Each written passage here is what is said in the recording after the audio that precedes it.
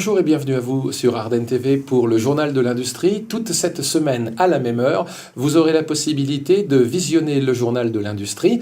Journal de l'Industrie qui se veut le parfait écho de la Semaine de l'Industrie organisée dans les Ardennes par l'UIMM en collaboration avec la Chambre de commerce et d'industrie des Ardennes et la Chambre de métier et de l'artisanat. Tous les jours, une thématique sera traitée sur ce plateau d'Ardenne TV. Pour interroger et recevoir les invités, René Heidbraham de Radio 8. Bonjour René. Bonjour Bruno, bonjour à tous.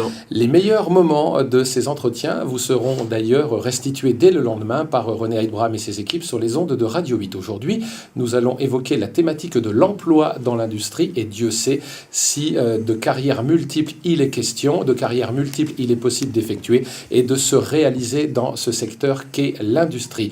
Vous allez donc tout savoir sur Ardenne TV et demain sur Radio 8 avec Dorothée Sicouk. Bonjour. Bonjour. Vous êtes Dorothée Sicouk, responsable de l'Observatoire économique auprès de la Chambre de commerce et d'industrie des Ardennes. Soyez la bienvenue. Monsieur Pascal Mortelette, bonjour monsieur. Bonjour messieurs. Vous êtes le directeur des ressources humaines de la centrale de Chaux. Soyez le bienvenu monsieur, bonjour. Merci. Vous serez également accompagné, mesdames et messieurs, par Jean-Loup Pontieux. Bonjour monsieur Pontieux. Bonjour. Vous êtes le directeur des ressources humaines presque voisin de monsieur Mortelette puisque vous êtes à Auberive, à la société Magoto. Et enfin, grand est le plaisir que nous avons de vous accueillir. Daniel Nabet, bonjour. Bonjour. Vous êtes délégué régional d'Orange et vice-président de Materalia, les emplois dans l'industrie, avec René Heidbraham. Avec Dorothée Sicouk pour commencer. Dorothée Sicouk, bonjour. Bonjour. Alors vous l'avez souligné ce matin lors de la conférence Les opportunités d'emploi dans l'industrie, on ne le dit pas assez, mais dans les Ardennes, le département des Ardennes est le premier producteur de France en fonderie.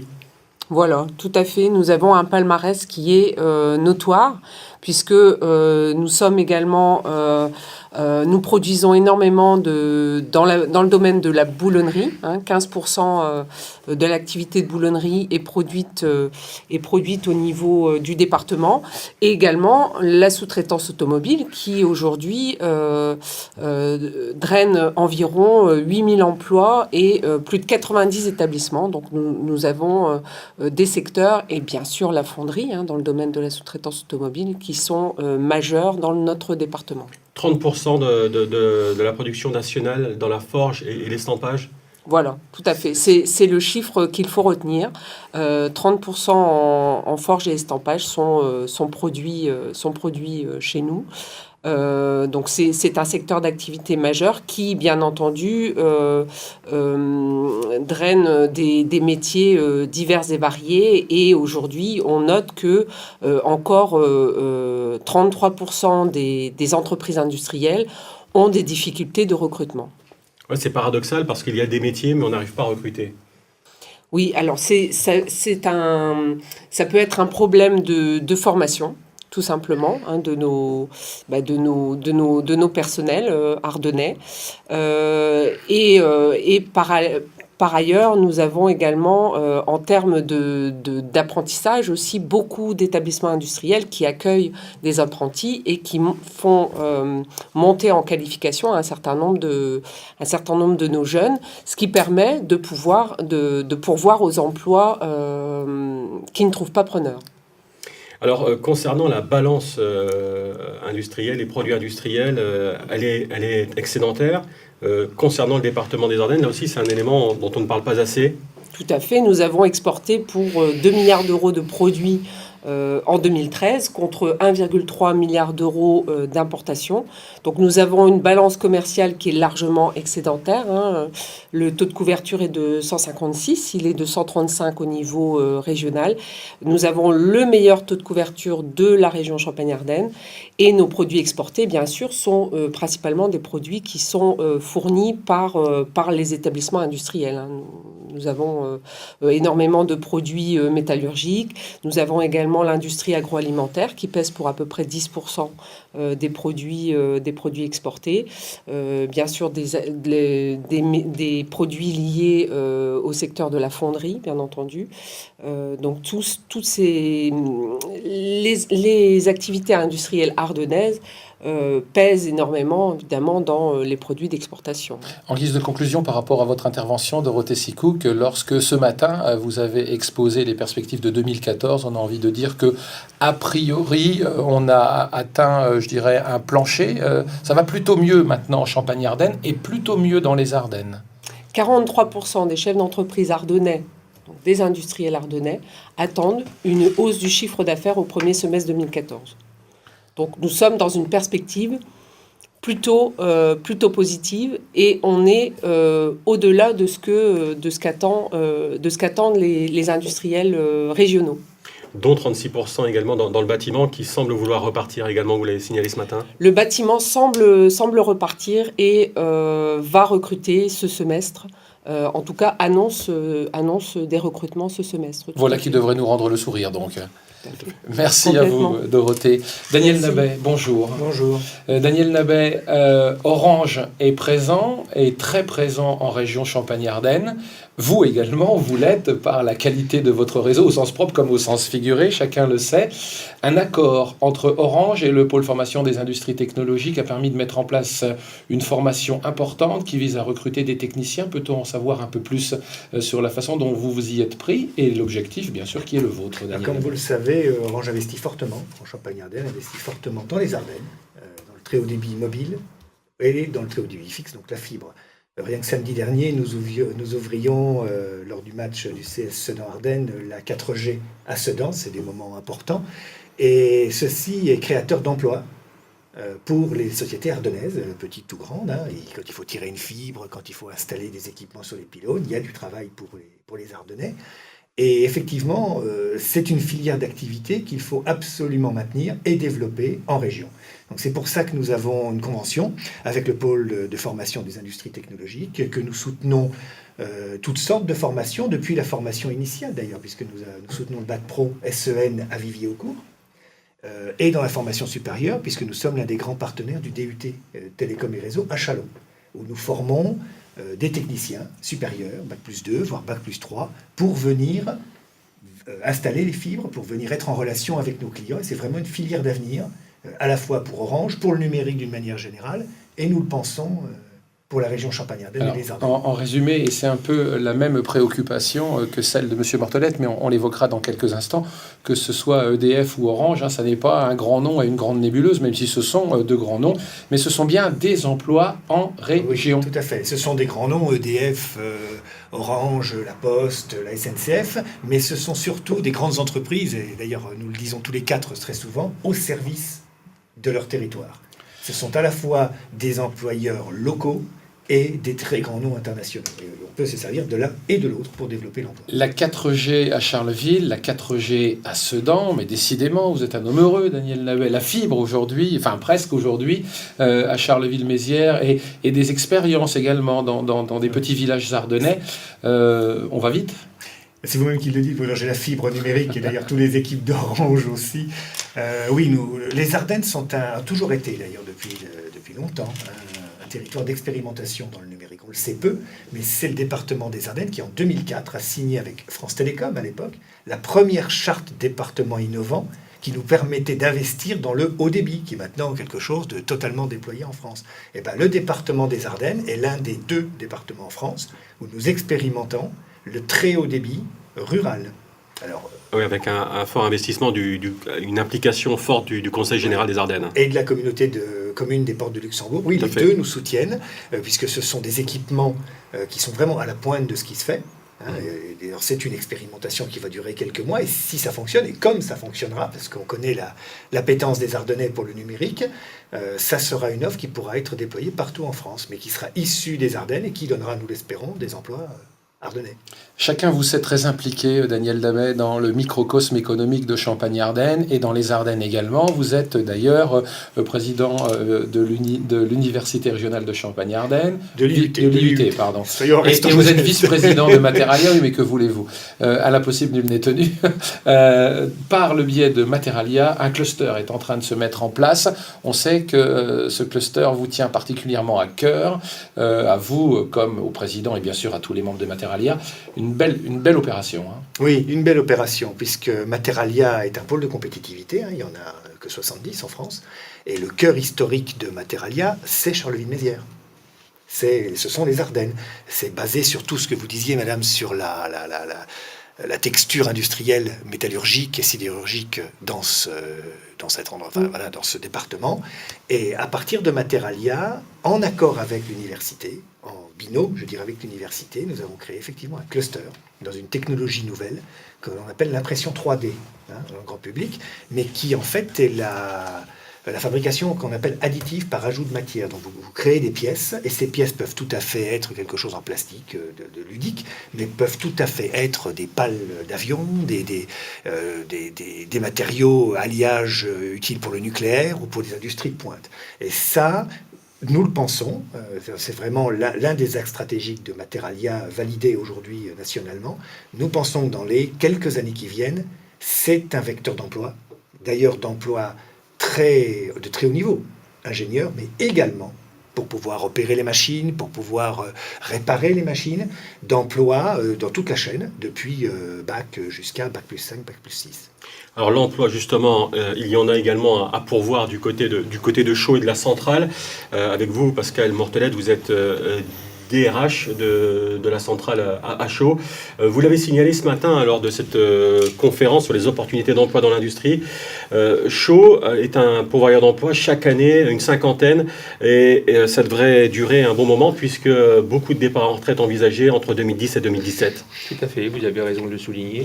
La centrale de Chaux, depuis l'année 2009, recrute en moyenne une cinquantaine de personnes par an. Sur notamment ces activités, sur ces métiers stratégiques qui sont l'exploitation, donc les personnels qui travaillent en 3-8, et notamment également sur ces métiers à forte plus-value qui sont les métiers de la maintenance, tels que les automatismes, la robinetterie, la chaudronnerie, etc.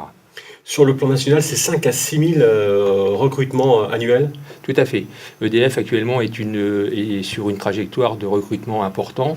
5 892 salariés en 2013, près de 6 000 cette année, ce qui fera d'ailleurs un accroissement d'effectifs au niveau d'EDF France, 2 500 emplois pour cette année. Alors les obligations supplémentaires vous obligent également à recruter encore plus. De quoi s'agit-il concernant après Fukushima, vous l'avez dit également? Oui, alors effectivement, recruter un peu plus, c'est-à-dire que depuis l'accident de Fukushima en 2011, il y a des exigences nouvelles qui sont apparues. Par exemple, il y a peut-être des contrôles un peu plus importants à faire, que ce soit dans l'environnement ou autre. Ces activités qui étaient déjà à faire auparavant ont été, sont faites de façon plus importante, ce qui oblige aussi des recrutements. Ce qui est surtout important aujourd'hui dans le recrutement qui est à faire, c'est parce qu'on a des activités nouvelles, comme le post-Fukushima qui nous oblige à un certain nombre de choses. On a aussi le développement de programmes importants, tels que le programme compétences, qui veut qu'on dope un peu la formation de manière à ce que nos personnels ainsi que nos prestataires soient de plus en plus compétents quand ils interviennent sur les matériels. Et puis on a aussi, bien évidemment, comme vous l'avez signalé, on est en plein dans le pépi boom, on n'échappe pas à cette règle, et jusque 2017, en gros, on aura des départs en inactivité qui seront importants. Alors, pour les jeunes qui nous écoutent, quels sont les métiers à pourvoir dans les prochaines années? Alors, les métiers à pourvoir dans les prochaines années, c'est ce que je vous disais il y a quelques instants, ce sont surtout nos métiers de l'exploitation, donc les personnels qui font les 3-8, qui travaillent donc 365 jours sur 365, 24 heures sur 24, sachant que notre gestion, alors ils sont recrutés à partir de notre gestion prévisionnelle de l'emploi et des compétences. Pour former un opérateur de conduite, il faut environ entre 3 et 4 ans, parce que ça ne s'invente pas d'être opérateur de conduite, notamment dans une industrie comme la nôtre, le nucléaire. Donc ça veut dire qu'il faut effectivement qu'au-delà d'avoir le diplôme, il faut aussi qu'on donne, nous, la formation à ces personnels, de manière à ce que lorsqu'ils deviennent vraiment salariés, habilités, compétents, ils aient vraiment toutes les connaissances requises. Plus de 700 salariés, Monsieur Mortelette, à la centrale de Chaux, ça n'est pas rien. Alors oui, il ne faut pas mésestimer ce tissu de petites et moyennes entreprises qui sont aussi extrêmement importantes pour le développement de la pointe des Ardennes, mais plus de 700 salariés avec de nouveaux recrutements, c'est un véritable moteur pour ce qu'on appelle la pointe de notre département. Tout à fait. Plus de 700 salariés. Effectivement, on était au 31/12/2013, 742 salariés exactement. On a plus de 300 prestataires permanents. Et lorsque nous sommes en arrêt de tranche, c'est-à-dire lorsque nous opérons des révisions de nos tranches nucléaires, il y a un afflux de personnel, je dirais, prestataire sur des activités qualifiées, donc des prestataires nationaux comme Endel, comme Alstom, etc., qui viennent et qui donnent bien une activité économique à la pointe des Ardennes, que ce soit par les chambres d'hôtel, que ce soit par la restauration, restauration. Donc il y a tout un pan d'activité qui se développe de façon très importante. Au-delà des emplois, un mot sur l'apprentissage, qui a également un caractère important. Vous avez raison de le signaler. L'apprentissage fait partie aussi de nos recrutements. C'est d'ailleurs à partir de l'apprentissage qu'on prépare nos recrutements de demain. Chaque année, on recrute une vingtaine d'alternants. Alternants qu'on suit, qu'on forme, qu'on fidélise, parce que si nos alternants, en gros, lorsqu'on les observe pendant 2 ou 3 ans, le temps qu'ils préparent leur diplôme et qu'ils ont un comportement, je dirais, normal, exemplaire, si les notes sont satisfaisantes, s'ils obtiennent leur diplôme, eh ben, je dirais c'est pratiquement un contrat gagnant-gagnant, puisque ces alternants, nous les embauchons en CDI pour occuper un vrai métier au sein de notre industrie. Merci à vous, Pascal Mortelette. Un méandre de Meuse et une petite colline boisée vous séparent de la société Magoto. Le directeur des ressources humaines de cette société, Jean-Loup Pontieux, nous a rejoint. Jean-Loup Pontieux, vous avez insisté ce matin lors de la conférence à la Chambre de commerce et d'industrie des Ardennes. Vous avez insisté sur la diversité des métiers qu'on pouvait retrouver chez Magoto. On ne s'en rend pas forcément compte, la production ça compte et c'est important, et ne la mésestimons pas. Toutefois, force est de constater que chez vous, la production c'est un des maillons de la chaîne de la fonderie Magoto. Oui, tout à fait. C'est vrai que la production est un secteur important, mais ce n'est pas l'essentiel de nos métiers, puisqu'on va retrouver à peu près 50% de l'effectif qui vont travailler sur l'ensemble des services supports. Donc on va retrouver aussi bien des fonctions administratives assez classiques, comme les ressources humaines, les achats, mais on va retrouver aussi des fonctions liées à toute l'activité commerciale. Là, on va avoir besoin évidemment de compétences qui sont importantes, notamment au niveau linguistique, puisqu'une assistante commerciale, elle reçoit des appels de clients ou d'agents commerciaux qui sont aussi bien en Italie, en Allemagne, en Espagne, donc la maîtrise de langue étrangère est très importante. On va retrouver aussi des fonctions plus techniques, mais qu'on va devoir pourvoir par des BTS en fonderie ou par des licences professionnelles. Donc l'ensemble de nos activités nécessite d'avoir vraiment des métiers qui sont très diversifiés au niveau de notre entreprise de la fonderie, malgré que nous soyons une petite PME sur ce secteur. Et puis, disons-le, Jean-Loup Pontieux, lorsqu'on regarde la pyramide des âges de votre entreprise, et ça n'est pas que la vôtre, on peut affirmer de façon sûre et certaine, oui, il y aura des recrutements à effectuer dans les Ardennes, dans la pointe des Ardennes comme partout ailleurs, car effectivement, il y a pléthore de départs en retraite et donc pléthore de compétences vous aurez besoin. Tout à fait, puisque à peu près 50% de nos effectifs en production, par exemple, ont plus de 50 ans. C'est plus du tiers qui a plus de 55 ans. Donc cette pyramide des âges, il faudra la renouveler. C'est quelque chose que nous préparons déjà, puisque nous avons actuellement 6 alternants au niveau de l'entreprise dans différents secteurs, que ce soit aussi bien pour préparer des bacs professionnels en fonderie ou aussi en maintenance, mais également des BTS fonderie et également des masters sur des fonctions support telles que la sécurité, l'environnement et également les ressources humaines. Avec une ambition, vous l'avez dit également, féminiser un peu le secteur. Oui, je pense qu'au niveau de l'industrie, il n'y a pas assez de femmes qui travaillent dans nos industries. Donc c'est quelque chose qu'il faut qu'on puisse ouvrir à l'avenir, c'est-à-dire de permettre à ce que le personnel féminin puisse intégrer notre entreprise. Il y a d'énormes compétences dans ce domaine-là et donc il faut pouvoir les accueillir dans tous nos métiers. Merci à vous, Jean-Loup Pontieux. Je reconnais bien là, René, votre grand savoir-faire avec toujours de très bonnes questions, très bien à propos quand il s'agit de féminiser les professions de l'industrie, décidément. Il faut. C'est un vrai talent.